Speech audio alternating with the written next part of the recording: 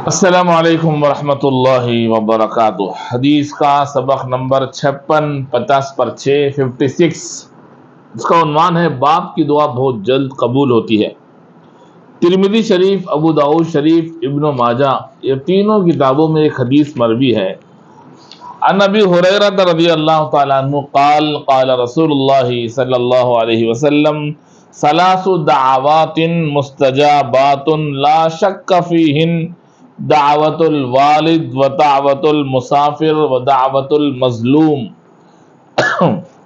حضرت ابو ہریرہ رضی اللہ تعالیٰ عنہ سے روایت ہے کہ نبی پاک صلی اللہ علیہ وسلم نے ارشاد فرمایا کہ 3 دعائیں قبول کی جاتی ہیں، ان کے قبول ہونے میں کوئی شک نہیں ہے۔ ایک باپ کی دعا، ایک مسافر کی دعا اور ایک مظلوم کی دعا۔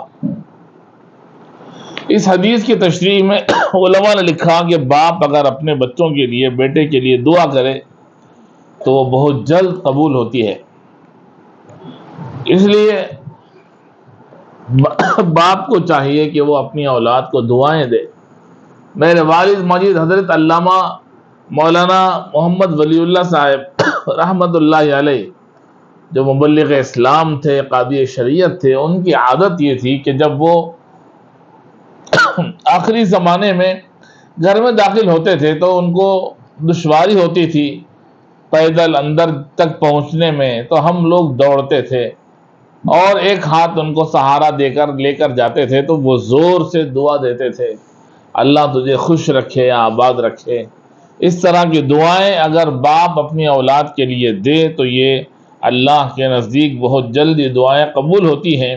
اور جو لوگ اپنی اولاد کا مستقبل روشن ہونے کے خواب دیکھتے ہیں، انہیں چاہیے کہ ان کے پاس خود اپنے دعاؤں کا خزانہ ہے، اور وہ اس حدیث کی روشنی میں وہ باپ گویا مستجاب الدعوات ہے اپنی اولاد کے حق میں، اپنے بیٹوں کے حق میں، لڑکوں کے حق میں خاص طور پر۔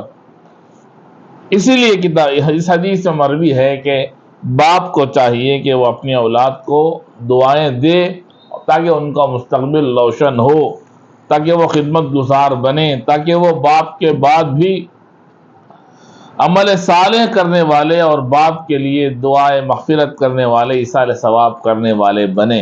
اللہ تعالی ہمیں عمل کی توفیق عطا فرمائے۔ السلام علیکم ورحمۃ اللہ وبرکاتہ۔